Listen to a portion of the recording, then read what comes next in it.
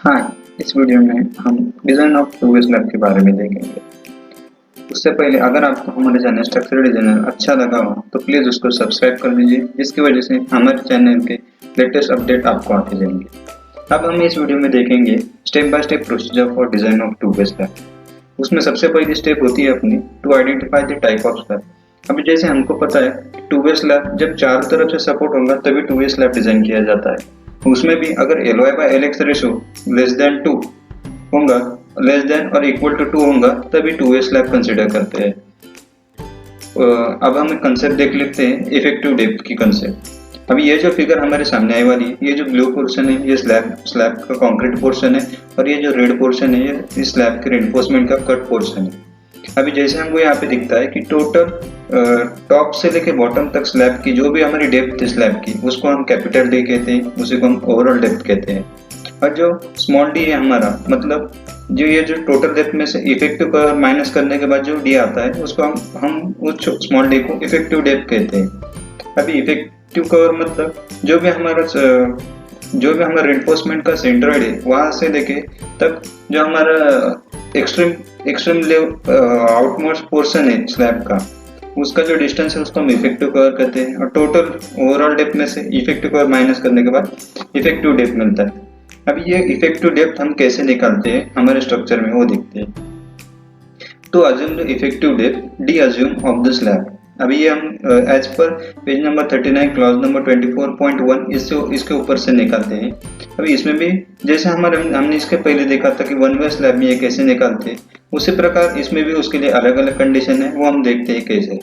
अभी सबसे पहले इसमें जो हमारा LX जो स्पैन है वो 3.5 मीटर से कम होना चाहिए, और जो लाइव लोड है वो 3 किलोन्यूटन पर मीटर स्क्वायर से कम होना चाहिए, तब ये कंडीशन अप्लाई होती है। जैसे कि अगर वो सिंपली सपोर्टेड स्लैब होगा तो for Fe250 LYD is equal to 35 into MF, और LYD is equal to 35 into 0.8 into MF for Fe415। और अगर कंटिन्यूस स्लैब होगा तो LYD is equal to 40 MF और LYD is equal to 40 into 0.8 into MF। और ये हो गया। अगर ये दोनों कंडीशन ए और बी कंडीशन सेटिस्फाई हो रही है तभी ये फॉर्मूला यूज कर सकते हैं। अगर ये कंडीशन सेटिस्फाई नहीं हो रही तब हमको ये फॉर्मूला यूज करना, और तब हमको क्लॉज नंबर 23.2.1 पेज नंबर 37 में, जैसा कि हमने वन वे स्लैब में इसके लिए डिजाइन प्रोसीजर में बताया था, उसी प्रकार इसको लेते हैं। इसको हम एक बार फिर से देख लेते हैं ये क्लॉज को कि ये देखिए अब for span up to 10 metre उसके लिए हम LYD जो रेशो है वो हमारे 20 इंटू MF ये लेते हैं फॉर सिंपली सपोर्टेड। उसी प्रकार कंटिन्यूस के लिए 26 MF, उसी प्रकार कैंटिलीवर के लिए 7 इंटू MF। और for span more than 10 metre उसके लिए हम लेते हैं LYD is equal to 10 into MF for simply supported and continuous both slab के लिए, और कैंटिलीवर स्लैब के लिए हम 7 MF लेते हैं। अभी जैसे कि इसमें जो L है वो हमारा LX है, मतलब शॉर्टर स्पैन है, और जो D है हमारा स्मॉल d वो हमारा D minus effective cover effective span है, उसे को हम D इफेक्टिव भी कहते हैं, इफेक्टिव डेप्थ भी कहते हैं। अभी इस फॉर्मूले में से अगर हमको LX पता है, MF पता है, तो हमको इफेक्टिव डेप्थ मिल जाता है। तो उसमें अब हमको सिर्फ अननोन क्या है, सिर्फ MF मतलब क्या हम देखते हैं। MF मतलब मॉडिफिकेशन फैक्टर। ये modification factor figure number 4 page number 38 पे दिया वाला है IS कोड 456/2000 में। अभी इसमें हम देखते हैं कि MF कैसे कैलकुलेट करते हैं। अभी यहाँ पे नीचे एक फिगर दिए वाले हमको एक फॉर्मूले दिए वाले FS equal 0.58 FY area of cross section of steel required and area of cross section of steel provided. ये फॉर्मूले में से हमको FS की वैल्यू मिल जाएंगे। अभी इसमें ये जो रेशो है दोनों का, area of cross section of steel required and provided, ये क्रॉस सेक्शन ये रेशो हम 1 ले लेते हैं, क्योंकि अभी हमने डिजाइन स्टार्ट ही किया है इसका, इसलिए हमको इसका रेशो पता नहीं है, इसलिए हम पहले इसको 1 कंसिडर करते हैं। फिर बाद में इसको जो FY है जो हमारा स्टील गिवन है हमको उसका FY मतलब स्टील का ग्रेड ले लेंगे, जिसके बाद हमको FS की वैल्यू पता चल जाएंगे। यहाँ पे जो फिगर है, यहाँ पे ये ग्राफ है, यहाँ पे हमको FS की वैल्यू दिखती है, जैसे FS 120, 145, 190, 214, 290। अभी इन सब के बीच में अगर हमारी FS की वैल्यू होगी तो हम वो आर्क कंसिडर करेंगे, मतलब वो लाइन कंसिडर कर लेंगे। ये जो हमारी आर्क लाइन है ना उसको कंसिडर करेंगे। फिर बाद में हम देखेंगे, अज्यूम करेंगे परसेंटेज ऑफ टेंशन रेनफोर्समेंट। अभी ये हम अज्यूम कर लेंगे 0.2 या 0.4 इसी के बीच में अज्यूम कर लेते हैं। अभी जैसे कि हमने 0.4 अज्यूम कर लिया जब हमारी डिजाइन स्टार्ट होती है वो समय पे, तो ये 0.4 और अगर हमारा fs 240 होगा तो ये दोनों को इंटरपोलेट करते हुए हमको पता चलता है, जहाँ पे ये इंटरसेक्ट होता है वहां पे हमको पता चलता है कि जो हमारे mf की वैल्यू है 1.2 और ये 1.4 के बीच में है, तो हम इसको 1.3 कंसिडर कर सकते हैं। इसी प्रकार हमको mf की वैल्यू पता चल गई 1.3। इसी के ऊपर हम डी इफेक्टिव भी निकाल सकते हैं। अभी हम देखते हैं step number 3, calculation of effective span. अभी इफेक्टिव स्पान मतलब क्या वो देखते हैं। जैसे हमको पता है कि हमारा ये जो इन टू इन स्पैन रहता है, मतलब बीम के फेस से लेकर दूसरे बीम के फेस तक का, उसको हम एलएक्स मतलब उसको क्लियर स्पान कहते हैं। अब उसको अगर हमने ये जो सेंटर टू सेंटर डिस्टेंस है सपोर्ट के, उसको हम इफेक्टिव स्पान कहते हैं। अभी इफेक्टिव स्पान निकालने के लिए दो मेथड्स, पहले है क्लियर स्पान प्लस डी और दूसरा है हम clear span plus width of support divided by 2 plus width of support divided by 2। अभी इसमें जो डी है वो डेप्थ ऑफ स्लैब है। अभी ये जो हमारा है ए और बी, इन दोनों में से जो भी हमारा लेस होगा उसको हम इफेक्टिव स्पान कंसिडर करते हैं। Step 4, loading calculation. अब 2 वे स्लैब में हम जो लोड कैलकुलेट करते हैं वो किलो न्यूटन पर मीटर स्क्वायर कैलकुलेट करते हैं, क्योंकि हमारे 2 वे स्लैब में जो लोडिंग रहती है वो 2 डायरेक्शनल रहती है, मतलब एक्स डायरेक्शन में भी और वाई डायरेक्शन में भी। इसी का मतलब लोड ट्रांसफर जो है हमारा वो 2 डायरेक्शन है 2 वे स्लैब में। इसी वजह से हम 2 डायरेक्शन में मेन रेनफोर्समेंट प्रोवाइड करते हैं, इन एक्स डायरेक्शन मतलब शॉर्टर डायरेक्शन और इन लॉन्गर डायरेक्शन। दोनों डायमेंशंस में जो हम दोनों स्पैन्स में जो भी हम रेनफोर्समेंट प्रोवाइड करते हैं, इसी वजह से 2 वे स्लैब में जो लोडिंग लेते हैं हम वो किलो न्यूटन पर मीटर स्क्वायर रहती है। अभी 2 वे स्लैब में 3 प्रकार के लोड आते हैं, डेड लोड, लाइव लोड और फ्लोर फिनिश। तो पहला डेड लोड कैसे कैलकुलेट करते हैं, unit weight into volume, unit weight into volume. और वॉल्यूम में जो है वो लेंथ हम 1 लेते हैं और विड्थ 1 लेते हैं, क्योंकि हम वो पर मीटर स्क्वायर डिजाइन कर रहे हैं इसी की वजह से। और जो हमारा ये डेप्थ रहती है उसकी total overall depth of slab consider करते हैं और फिर उसके ऊपर से डेड लोड कैलकुलेट करते हैं। यूनिट वेट ऑफ कंक्रीट है हमारा 25 किलो न्यूटन पर मीटर क्यूब, इसके ऊपर से डेड लोड मिल जाएगा। फिर हमारा आता है live load. Live load according to IS 875 part 2 और फ्लोर फिनिश भी अकॉर्डिंग टू IS 875 पार्ट 1। इसके ऊपर से हम तीनों लोडिंग कैलकुलेट कर लेंगे, फिर तीनों लोडिंग के एडिशन करके हमको एक टोटल लोड मिल जाएगा जिसको हम WU से डिनोट कर देंगे। ये हो गया हमारे स्टेप 4। अभी हम देखते हैं step 5, to find MUX and MUY, जिसमें clause number D 2.1 page number 90 के ऊपर ये MUX एंड MUY के फॉर्मूलाज दिए वाले वो हम देख लेते हैं वो क्या है। MUX is equal to alpha x into WU into LAX square. इसमें अल्फा एक्स ये अलग का टर्म है, हम इसमें इस सेशन में आपको कवर कर देंगे क्या है अल्फा एक्स। उसी प्रकार WU इंटू LAX स्क्वायर ये MUX के लिए फॉर्मूला है, और MUY के लिए alpha y into WU into LAX square. यहाँ पे LAX स्क्वायर मिस्टेक नहीं है, दोनों तरफ LAX स्क्वायर ही है, ये हमको IS कोड में मेंशन किया गया है और प्लीज इसको चेंज मत कीजिए। और इस सिर्फ अल्फा MUX और MUY के लिए अल्फा एक्स और अल्फा वाई की वैल्यू चेंज हो जाती है। अभी हम देखते हैं कि अल्फा एक्स और अल्फा वाई अलग अलग कंडीशन के लिए कैसा है। अभी सिंपली सपोर्टेड स्लैब के लिए alpha x and alpha y की वैल्यू क्या क्या है वो देख। जैसे कि हमको पता है अभी सिंपली सपोर्टेड स्लैब में दो कंडीशन है, एक तो हम टॉर्सनल रेनफोर्समेंट नहीं प्रोवाइड कर सकते और टॉर्सनल रेनफोर्समेंट प्रोवाइड कर सकते। इसका मतलब क्या है, जहाँ जहाँ हमारी अगर हमारा स्लैब डिसकंटिन्यू होगा दोनों तरफ से तो वहाँ पे हमको टॉर्सनल रेनफोर्समेंट प्रोवाइड करनी पड़ती है।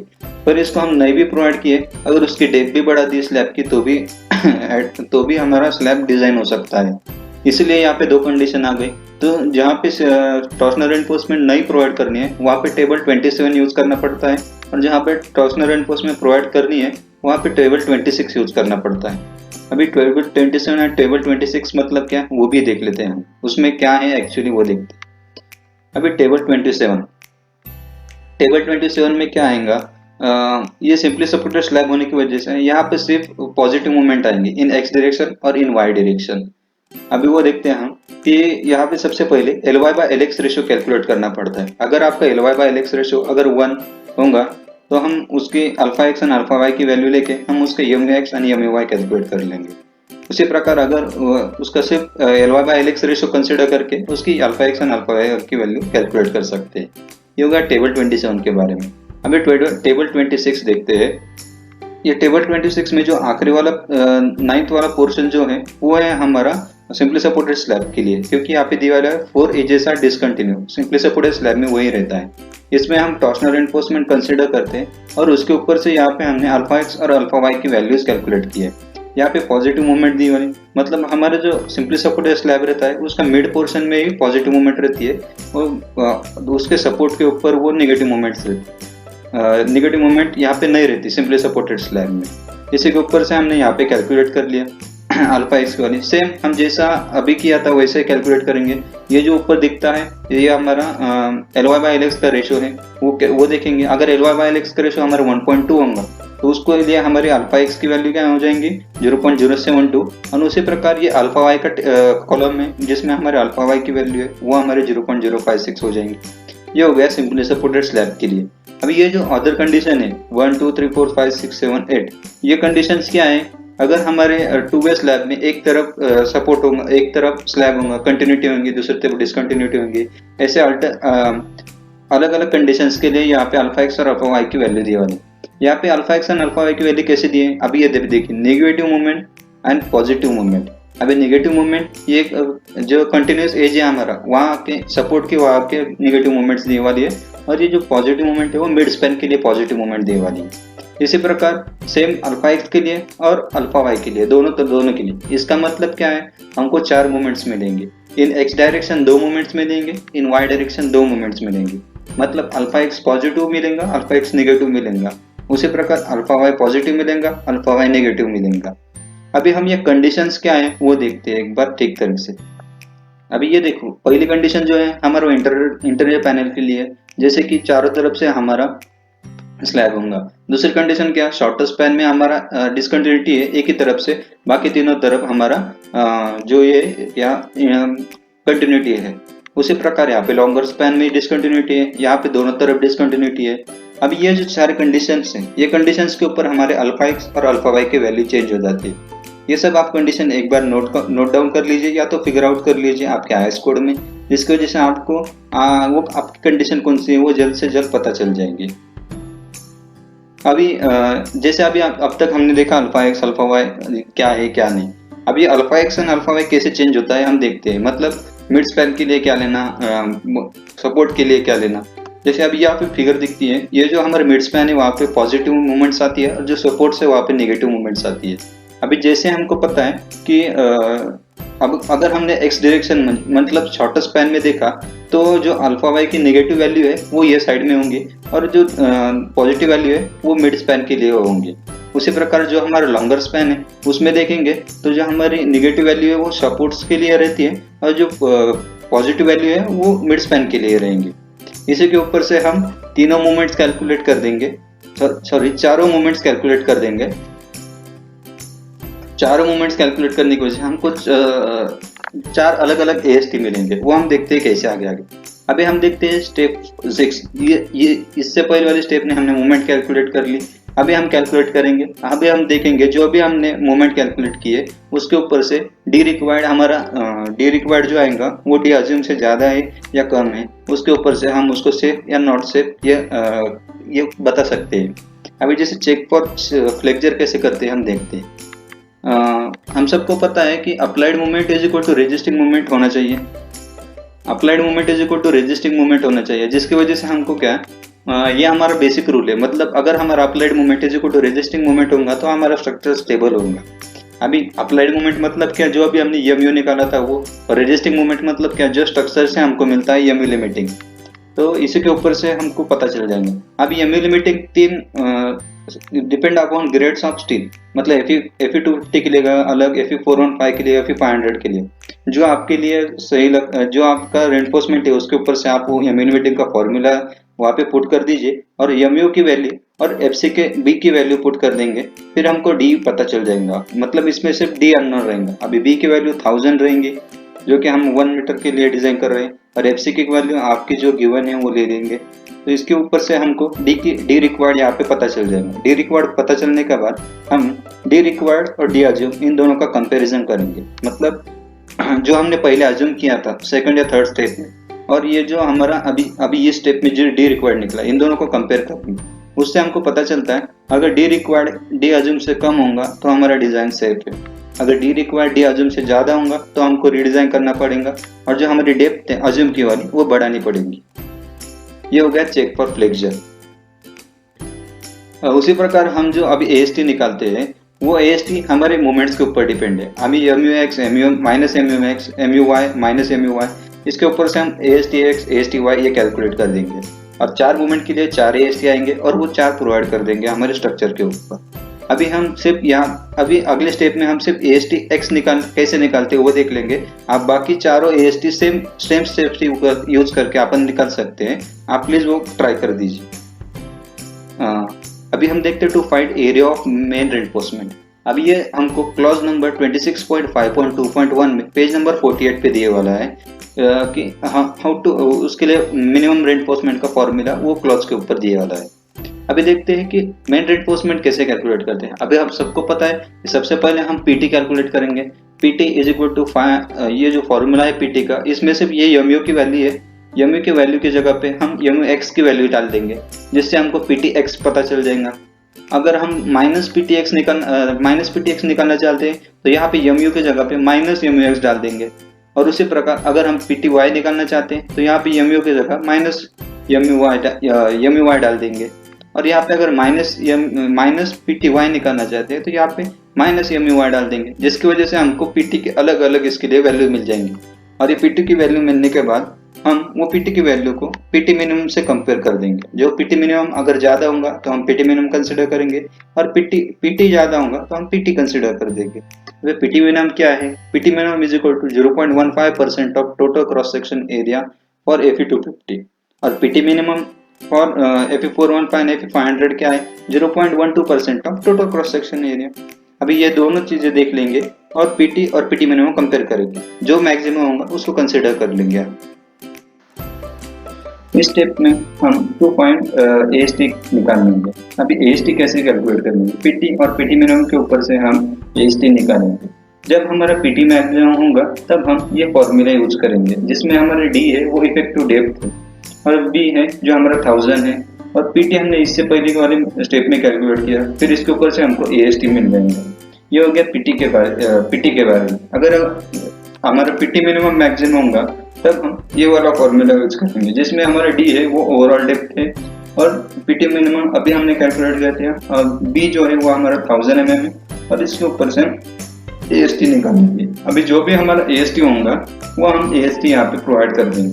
और ये हो गया हमारे मेन रेनफोर्समेंट के AST के बारे में। अभी जो भी हमने मेन रेनफोर्समेंट प्रोवाइड की उसके लिए हम स्पेसिंग फाइंड आउट करेंगे, और वो हमारे स्टेप 8 होंगी, जो हमारे क्लॉज नंबर 26.3.3B में पेज नंबर 46 में दिए वाले स्पेसिंग कैसे रहनी चाहिए उनकी। हम वो इसमें एक बार आपको एक्सप्लेन कर देते हैं क्या है स्पेसिंग और कैसे निकालते हैं। अभी स्पेसिंग कैसे निकालते हैं उसके लिए फॉर्मूला है area of bar into 1000 divided by AST। ये जो हमारा AST है वो अभी AST हमने पिछले वाले स्लाइड में जो भी निकाला था वो यहाँ पे हम प्रोवाइड कर देंगे AST। इसके ऊपर से हमको स्पेसिंग मिल जाएंगी। इसमें जो है हमको एरिया ऑफ बार निकालना पड़ेगा। एरिया ऑफ बार कैसे निकालते हैं? Area of bar is equal to 5/4 into D square. ये जो D है ये हमारा डायमीटर है, डायमीटर ऑफ बार। अभी डायमीटर ऑफ बार कैसे निकालते हैं? हम उसको कंसिडर कर लेंगे 8 mm, 10 mm, 12 mm, ये जो नॉर्मली स्लैब के लिए यूज किया जाता है। इसके ऊपर से हम एरिया ऑफ बार निकाल लेंगे। एरिया ऑफ बार मिल गया, फिर उसके ऊपर से हमको स्पेसिंग मिल जाएंगी। और ये जो हमारी स्पेसिंग आई वो स्पेसिंग को हम A नंबर देंगे। फिर बाद में हम वो स्पेसिंग को चेक करेंगे, और जो हमारे IS कोड ने प्रेफर की है वो स्पेसिंग से, जैसे कि IS कोड ने बताया कि B जो सेकंड स्पेसिंग होगी 3D, ये जो D है हमारे इफेक्टिव डेप्थ है, और ये 3D से हम एक स्पेसिंग निकालेंगे, फिर हमारी 300 mm स्पेसिंग निकालेंगे। ये तीनों स्पेसिंग में जो भी हमारी स्पेसिंग मिनिमम होगी वो स्पेसिंग हम यहाँ पे कंसिडर कर देंगे और वो प्रोवाइड कर देंगे। ये होगा हमारा स्पेसिंग के बारे में। मतलब यहाँ पे हमने स्पेसिंग प्रोवाइड भी कर दी और चेक भी कर दी। स्टेप नंबर 9, इसमें हम एरिया ऑफ टॉर्सनल रेनफोर्समेंट निकालेंगे, जिसका क्लॉज नंबर D 1.9 और D 1.10 है। इस पे एरिया ऑफ स्टील कैसे एरिया ऑफ टॉर्सनल रेनफोर्समेंट कैसे निकालते हैं, वो उसका फॉर्मूला और उसकी लेंथ कैसे निकालते हैं वो दी वाली है, वो हम इसमें आपको एक बार एक्सप्लेन करते हैं। अभी एटी कैसे निकालते हैं, एटी मतलब एरिया ऑफ टॉर्सनल रेनफोर्समेंट, और ये एटी जो कैलकुलेट करते हैं वो 3/4 ऑफ AST एक्स। अगर हमारे बोथ एजेस डिसकंटिन्यूस होंगी तो वो कंडीशन में जो हम टॉर्सनल रेनफोर्समेंट वो कॉर्नर में प्रोवाइड करते हैं वहाँ पे 3/4 ऑफ AST एक्स लेते हैं। और एक्स जो है हमारा एक्स डायरेक्शन में जो में हमने मैक्सिमम रेनफोर्समेंट प्रोवाइड कर दी मिड स्पैन में, उसका जो एरिया होगा उसका 3/4 पोर्शन हम 80 कंसिडर करते हैं। और उसी प्रकार अगर हमारे सिर्फ एक ही एज कंटिन्यूस होंगी और दूसरी एज डिसकंटिन्यूस होंगी तो वहाँ पे हम 3/8 ऑफ ASTX ले लेंगे। अगर वहाँ पे हमारी दोनों भी एजेस कंटिन्यूस होंगी तो वहाँ पे हम टॉर्सनल रेनफोर्समेंट नहीं प्रोवाइड करते। और उसकी जो लेंथ होंगी टॉर्सनल रेनफोर्समेंट की वो 1/5 ऑफ LX, म्हणजे जो भी हम हमारे एक्स डायरेक्शन में हमने जो भी इफेक्ट स्पान कंसिडर कर दिया है उसका 1/5 पोर्शन हमारा ये जो लेंथ है लेंथ ऑफ टॉर्सनल रेनफोर्समेंट हो जाएंगी। ये हो गया हमारे area of torsional reinforcement calculate कैसे करते हैं। और उसकी जो स्पेसिंग है, जैसे यहाँ पे हमने स्टेप नंबर 8 में मेन रेनफोर्समेंट के लिए जो AST निकाला और उसकी स्पेसिंग निकाली, उसी प्रकार इसमें भी ये जो हम 80 निकाला ये 80 कंसिडर करके हम स्टेप 8 में जो भी हमने स्टेप्स लिए उसके ऊपर से हम यहाँ पे स्पेसिंग निकालेंगे फॉर टॉर्सनल रेनफोर्समेंट। अभी हम देखते हैं कि जो हमने टॉर्सनल रेनफोर्समेंट प्रोवाइड किए वो कैसे कैसे प्रोवाइड करते हैं। अगर हमारे स्लैब की कंटिन्यूटी होंगी सिर्फ एक ही डायरेक्शन में, मतलब लॉन्गर साइड में उसकी कंटिन्यूटी होंगी और बाकी अदर साइड में डिसकंटिन्यूटी होंगी, तब हमारा टॉर्सनल स्टील कैसे प्रोवाइड करता है। यहाँ पे रेड यहाँ पे दोनों तरफ आपको रेड रेनफोर्समेंट दिख रही है और यहाँ पे ग्रीन रेनफोर्समेंट दिख रही है। अब red reinforcement and green reinforcement क्या इंडिकेट करती है वो देखते हैं। जो रेड रेनफोर्समेंट है वो हमारी फुल रेनफोर्समेंट है, मतलब 80 जो 3/4 ऑफ AST है, और जो भी हमारी ग्रीन रेनफोर्समेंट है वो हाफ है, मतलब 80 is equal to 3/8 of AST। मतलब ये टोटल रेनफोर्समेंट का ये हाफ रेनफोर्समेंट हो गया। जैसे कि यहाँ पे रेड इंडिकेट किया और ग्रीन इंडिकेट किया। अब ये चेंज क्यों होता है, क्योंकि यहाँ पे दोनों तरफ डिसकंटिन्यूटी होने की वजह से यहाँ पे टॉर्सनल मूवमेंट ज्यादा होंगी, उसी प्रकार यहाँ पे हमने फुल रेनफोर्समेंट प्रोवाइड कर दी। और ये कॉर्नर में ये साइड में कंटिन्यूटी नहीं है और ये साइड में कंटिन्यूटी है, जिसकी वजह से यहाँ पे हाफ ही टॉर्सनल मूवमेंट आ रही है, जिसकी वजह से यहाँ पे हमने हाफ ही टॉर्सनल रेनफोर्समेंट प्रोवाइड कर दी। इसी प्रकार हमारे अलग अलग केसेस आते हैं, जैसे कि अभी यहाँ पे दोनों तरफ से कंटिन्यूटी है, जिसकी वजह से यहाँ पे टॉर्सनल रेनफोर्समेंट नहीं प्रोवाइड की हमने, सिर्फ यहाँ जहाँ पे हमारी कंटिन्यूटी नहीं है वहाँ पे हमने टॉर्सनल रेनफोर्समेंट प्रोवाइड कर दी, वो भी है हाफ और फुल रेनफोर्समेंट इसके ऊपर से।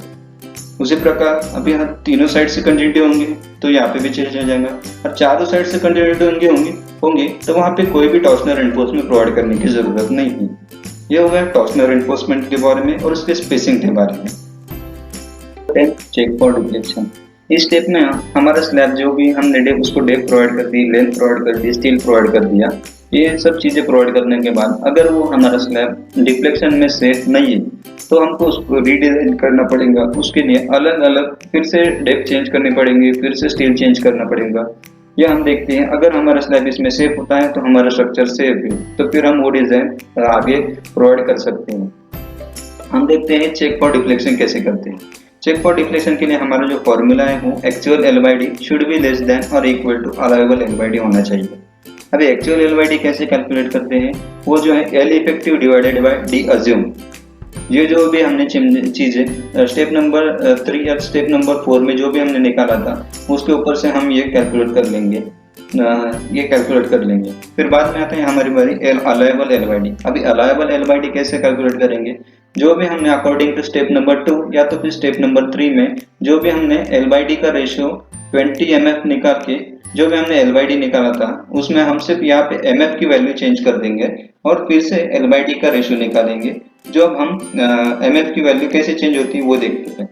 mf क्यों चेंज होगा, क्योंकि अब mf कैसे कैलकुलेट किया था हमने कि fs is equal to 0.58 fy into area of cross section of steel required and area of cross section of steel provided, ये दोनों चीजें निकाली थी।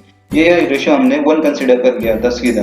पर यहाँ पे अभी क्या करेंगे, हम area of cross section of steel required, मतलब रिक्वायर्ड कितना था और हमने इसको प्रोवाइड कितना कर दिया। आगे रिक्वायर्ड कैसे निकालेंगे, जैसे अभी हमने स्पेसिंग निकाली थी, हमने स्पेसिंग कैसे निकालते हैं, स्पेसिंग अगर हमारे फ्रैक्शन में आई जैसे कि 200.2 अगर ये स्पेसिंग आई तो हमने उसको 200 कंसिडर कर दिया, तो फिर 200.2 कंसिडर करके हम उसका एरिया निकालेंगे और फिर से जो 200 कंसिडर कर जो भी एरिया प्रोवाइड कर दिया वो भी निकाल लेंगे। ये दोनों एरिया निकालने के ऊपर से हमको एफएस की वैल्यू पता चल जाएंगी। इस एफएस को हम यहाँ पे देख लेंगे, कौन सा हमारी जो भी आर्क है वहाँ पे एफएस कंसिडर कर लेंगे और फिर में हम जो पीटीएक्स निकाला था मैक्सिमम स्टील के लिए, जो भी पीटीएक्स निकाला था उससे हम percentage of tension reinforcement calculate कर लेंगे, जो भी हमारे यहाँ पे आएगा।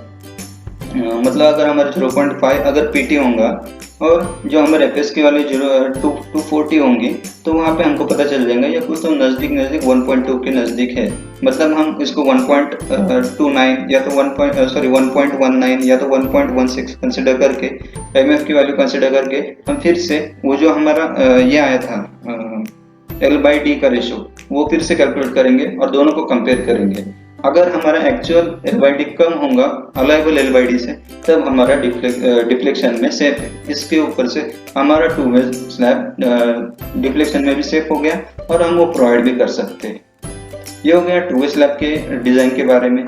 इसी के ऊपर अगर 2 वे स्लैब के कौन कौन से रेनफोर्समेंट प्रोवाइड करते हैं या तो फिर 2 वे स्लैब में कैसा लोड डिस्ट्रीब्यूशन होता है, ये सब चीज़ें देखने के लिए हमने आपको डिस्क्रिप्शन में कुछ वीडियोज़ की लिंक दिए वाले हैं, प्लीज़ आप एक बार उससे देख लीजिए, जिसकी वजह से आपको 2 वे स्लैब के बारे में जो भी आपकी बेसिक कंसेप्ट है वो क्लियर हो जाएंगे और आपको 2 वे स्लैब के बारे में बहुत अच्छे से पढ़ाई कर सकते हैं। Thank you.